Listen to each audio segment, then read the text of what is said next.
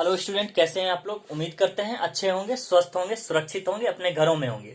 आइए स्टूडेंट समझते हैं हम लोग आज इनवर्स ट्रिगोनोमेट्रिकल फंक्शन में। सबसे पहले हमने क्या कहा था स्टूडेंट कि हम लोग डोमेन और रेंज इनवर्स का पता करेंगे। जो अगले दिन आपको बता दिया गया था कि साइन इनवर्स का डोमेन कहां से कहां तक होगा, रेंज कहां से कहां तक होगा, कॉस का, टेन का, कॉट का, सबके इनवर्स का।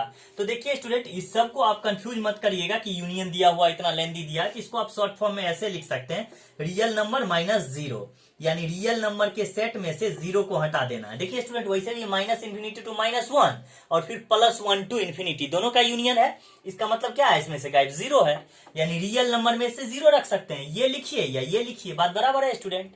फिर यहां भी सेम चीज हो जाएगा, यहां भी वही है माइनस वन टू, तो यहां भी हो जाएगा रियल नंबर माइनस जीरो। ठीक है स्टूडेंट, तो इस सब के लिए लेंदी के लिए कंफ्यूज मत करिएगा, आप भी लिख सकते हैं इसको सिंपली। ठीक है स्टूडेंट, तो हमने क्या किया कि सभी इनवर्स का डोमेन और रेंज पता किया। अब हम आते हैं स्टूडेंट कि इनवर्स किस तरह के फंक्शन का, कि ये इस इंटरवल में ही इनवर्स इसका एग्जिस्ट करता है। ये बात कैसे समझ में आपको आएगी, इस बात पे अभी हम डिस्कशन करते हैं स्टूडेंट, कि इनवर्स सभी फंक्शन का एग्जिस्ट नहीं करता है स्टूडेंट। ठीक है, किसका करता है, जो फंक्शन वन वन और ओंटो, जो फंक्शन वन वन फंक्शन हो और ओंटो फंक्शन हो। कौन सा फंक्शन स्टूडेंट, ओंटो फंक्शन हो। जो वन वन और ओंटो फंक्शन दोनों होता है, उसी दो फंक्शन का इनवर्स एग्जिस्ट करता है, इनवर्स एग्जिस्ट करता है। ठीक है स्टूडेंट, यानी जो फंक्शन वन वन और ओंटो होगा उसी का इनवर्स एग्जिस्ट करेगा, जो वन वन ओंटो नहीं होगा उसका इनवर्स एग्जिस्ट नहीं करेगा। ठीक है स्टूडेंट, तो वन वन ओंटो से पहले हम यहां समझ लेते हैं एक चीज स्टूडेंट, कि ये ट्रिगोनोमेट्रिकल फंक्शन, अभी हमारा चैप्टर का नाम था इनवर्स ट्रिगोनोमेट्रिकल फंक्शन, यानी ट्रिगोनोमेट्रिकल फंक्शन का इनवर्स डिफाइन करना था। तो ट्रिगोनोमेट्रिकल फंक्शन कितने थे स्टूडेंट, 6। ये 6 फंक्शन हर जगह वन वन ओंटो नहीं होगा। तो इसीलिए स्टूडेंट ये जो इंटरवल इसका डोमेन और रेंज दिया गया है, तो इस इंटरवल में ये वन वन और ओंटो होगा, इसीलिए इसमें इनवर्स लगा करके ये इंटरवल हमको पता करना पड़ा। ये वन वन ओंटो क्या होता है, इस पे आते हैं स्टूडेंट। तो ये इंटरवल हमको डोमेन रेंज पता इसलिए करना पड़ा है स्टूडेंट, क्योंकि ये वन वन और ओंटो फंक्शन अपने डोमेन में होगा, और इससे पीछे और इससे आगे ये वन वन ओंटो एग्जिस्ट नहीं करेगा स्टूडेंट। इसीलिए हमको वन वन और ओंटो पहले डिफाइन करके समझना पड़ेगा। इसलिए हम वन वन ओंटो जहां जहां जिस इंटरवल में जितनी बड़ी इंटरवल थी उतना ही बड़ा इंटरवल में अगर ये वन वन ओंटो होता है, तो वही इंटरवल में ये इनवर्स एग्जिस्ट करेगा इस फंक्शन का। ठीक है स्टूडेंट, इसीलिए हमने सभी ट्रिगोनोमेट्रिकल फंक्शन को पहले उसका डोमेन रेंज लिखा, फिर उसके इनवर्स का डोमेन रेंज लिखा। तो आपको समझ में आ गई होगी कि हमको डोमेन रेंज लिखना क्यों जरूरी था, क्योंकि स्टूडेंट ये हर जगह सभी trigonometrical function one one onto नहीं होता है, बाइजेक्टिव नहीं होता। वन वन ओंटो को ही बाइजेक्टिव कहते हैं। ठीक है स्टूडेंट, तो इसलिए इसको जिस इंटरवल में ये वन वन ओंटो हो जाएगा वो इंटरवल हमको पता करना पड़ेगा स्टूडेंट, तो ही हम इनवर्स निकाल पाएंगे। ठीक है स्टूडेंट, तो हमको निकालना क्या था, इस छऊ का इनवर्स। तो सबसे पहले तो इसका इंटरवल पता करना था जहां ये वन वन ओंटो होता, उसके बाद हमने कर लिया जहां जहां वन वन ओंटो होगा उसका इंटरवल भी पता कर लिया स्टूडेंट। अब हम समझते हैं यहां से वन वन फंक्शन और ओंटो फंक्शन होता क्या है स्टूडेंट। जैसे पहला चीज समझिएगा student, F such that A maps B. इसको क्या पढ़ना है student, F such that A maps B. ठीक है स्टूडेंट, एफ कोई फंक्शन है, ए एक सेट है, बी दूसरा सेट है। सेट ए का एलिमेंट क्या करते हैं, फंक्शन में पुट करते हैं, तो बी का जो है इमेज बनता है। कैसे स्टूडेंट, देखते हैं। एक फंक्शन है, जैसे मान लीजिए एक्स प्लस वन, ये फंक्शन है स्टूडेंट। अब एक सेट है ए इक्वल टू 1 2 3। ठीक है स्टूडेंट, और बी कोई सेट है, ये है 2 3 4। ठीक है स्टूडेंट, अब देखते जाइएगा हमने क्या कहा, सेट ए का एलिमेंट, पहले सेट का एलिमेंट फंक्शन में पुट करते हैं। तो देखिए 1 को यहां पुट करेंगे, 1 प्लस 1 कितना हो जाएगा स्टूडेंट, 2। फिर इस 2 को फंक्शन में पुट करेंगे, 2 प्लस 1 3। फिर इस 3 को फंक्शन में पुट करेंगे, 3 प्लस 1 4। यानी देख रहे हैं स्टूडेंट कि सेट ए का एलिमेंट इसमें पुट कर रहे हैं, इमेज कहां पर बन रहा है स्टूडेंट, बी में। सेट ए का एलिमेंट फंक्शन में पुट करते हैं और इमेज कहां पर बन जाता है स्टूडेंट, बी में। बात समझ में आ गई। तो इसका मतलब फंक्शन डिफाइंड होता है, एफ कोई फंक्शन है, ए का एलिमेंट फंक्शन में यूज करते हैं और बी में इमेज बनता है इसका। ठीक है स्टूडेंट। तो 1 1 ऑन्टो क्या होता है स्टूडेंट, 1 1 होता है कि different element has different image. जैसे अभी था 1 2 3 2 3 4, ये फंक्शन क्या था स्टूडेंट, x प्लस 1।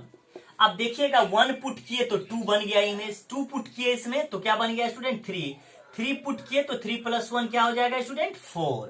अब देखिए अलग अलग एलिमेंट का अलग अलग इमेज है स्टूडेंट। तो ये अलग अलग एलिमेंट का जब अलग अलग इमेज बन जाएगा तो उसको हम लोग क्या कहेंगे, 1 1 फंक्शन। क्या कहेंगे स्टूडेंट, 1 1 फंक्शन। ठीक है, 1 1 फंक्शन आपको समझ में आ गई होगी स्टूडेंट कि 1 1 फंक्शन क्या कहते हैं, डिफरेंट एलिमेंट का, यानी अलग अलग एलिमेंट का अलग अलग इमेज बनना चाहिए, यानी अलग एक एक एलिमेंट का एक एक इमेज बनना चाहिए। ठीक है स्टूडेंट।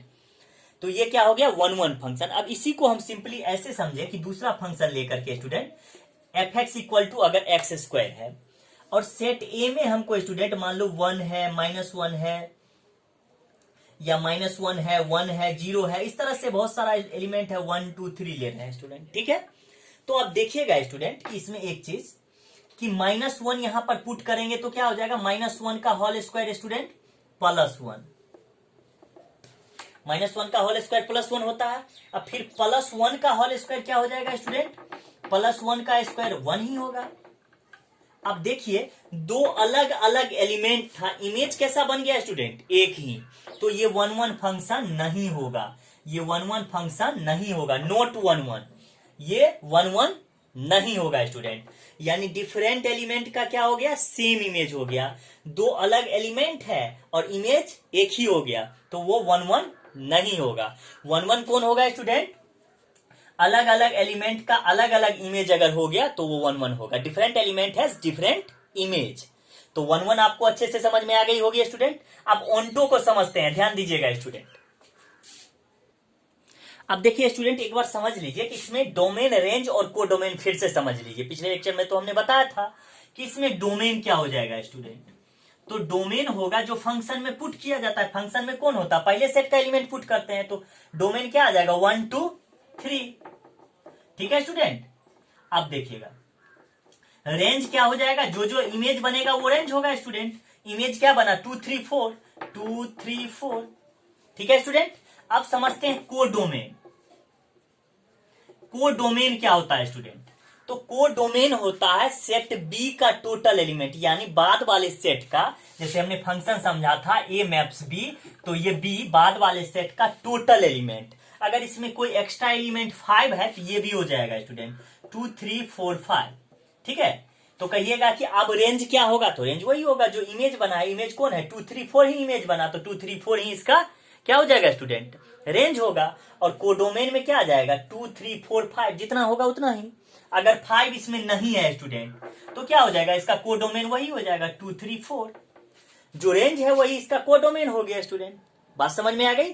सेट बी का टोटल एलिमेंट क्या कहलाता है स्टूडेंट, कोडोमेन। और रेंज क्या होता है कि जो सेट बी का वह सब एलिमेंट जो इमेज बनता है। ठीक है स्टूडेंट। जैसे इसमें अगर हम एक्स्ट्रा एलिमेंट 1 ले लें, मान लीजिए यहाँ पे 0 ले लें, या 1 ले लें, यहाँ पे 5 ले लें, तो इसका रेंज क्या होगा, 2 3 4 ही होगा रेंज स्टूडेंट। लेकिन कोडोमेन में क्या आ जाएगा, 1 भी आ जाएगा और 5 भी आ जाएगा। बात समझे स्टूडेंट। अगर ये दोनों नहीं है तो बस उतना ही, यानी सेट बी का टोटल एलिमेंट जो होता है वही होता है स्टूडेंट कोडोमेन। तो सिंपली अब ऑन्टो फंक्शन समझिए स्टूडेंट। ऑन्टो फंक्शन सभी इमेज का, देखिए जब ये एलिमेंट था तो ये क्या बन गया, इसका इमेज स्टूडेंट, और इस इमेज का ये क्या हो जाएगा, प्री इमेज। सभी इमेज का प्री इमेज होना चाहिए, तो उसको हम लोग क्या कहते हैं स्टूडेंट, सभी इमेज का प्री इमेज, सभी इमेज का प्री इमेज, या सेट बी के सभी एलिमेंट का जो है इधर इसका इमेज बन जाना, प्री इमेज बनना चाहिए। ठीक है स्टूडेंट। यानी सभी इमेज का अपना प्री इमेज होना चाहिए, तो ही वह ओंटो होगा अन्यथा ओंटो नहीं होगा। जैसे देखिए अभी स्टूडेंट ऐसे सिंपली समझिए कि codomain equal to range, codomain equal to range, simply समझिए स्टूडेंट एकदम। कोडोमेन अगर रेंज के बराबर आ गया तो समझिए वह ओंटो है, अन्यथा ओंटो नहीं है। तो अभी देखिए 2 3 4 कोडोमेन है मेरा और 2 3 4 रेंज भी है मेरा, तो ये ओंटो हुआ स्टूडेंट, ये ओंटो भी हो गया। बात समझ में आ गई होगी। अब ध्यान दीजिएगा इसमें, अगर इसमें 5 दे दें स्टूडेंट, यहां पे अगर 5 आ गया सेट बी में, ध्यान दीजिएगा, तो इसके कोडोमेन में 5 आ जाएगा स्टूडेंट। तो इसका रेंज क्या आ गया 2 3 4 और कोडोमेन आ गया 2 3 4 5। ये बराबर हुआ स्टूडेंट? बराबर नहीं है।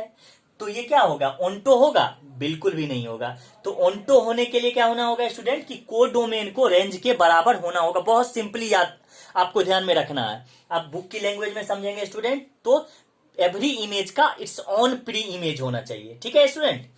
और सिंपली अगर आप समझिएगा तो कोडोमेन अगर रेंज के बराबर आ गया तो ओंटो फंक्शन हो गया, ठीक है स्टूडेंट। तो 1 1 फंक्शन समझ गए हम लोग, ओंटो फंक्शन समझ गए। चलिए अब अगले लेक्चर पे हम लोग आएंगे स्टूडेंट, जिसमें हम लोग इनवर्स का टोटल प्रॉपर्टी लेंगे, थ्योरी लेंगे और क्वेश्चन कैसे सॉल्व करेंगे ये भी समझेंगे, ठीक है स्टूडेंट। तो आप समझ गए कि सभी फंक्शन का इनवर्स एग्जिस्ट नहीं करता है, जो फंक्शन 1 1 ओंटो होता है उसी का एग्जिस्ट करता है। तो अभी हमको ये चैप्टर का नाम था इनवर्स ट्रिगोनोमेट्रिकल फंक्शन, यानी इनवर्स ट्रिगोनोमेट्रिकल फंक्शन का, यानी 6 जो ट्रिगोनोमेट्रिकल फंक्शन है, 6 जो ट्रिगोनोमेट्रिकल फंक्शन है उसका इनवर्स निकालो। तो उसका इनवर्स हर जगह नहीं निकलेगा स्टूडेंट, जहां वह 1 1 ओंटो जिस इंटरवल में होगा वही निकलेगा।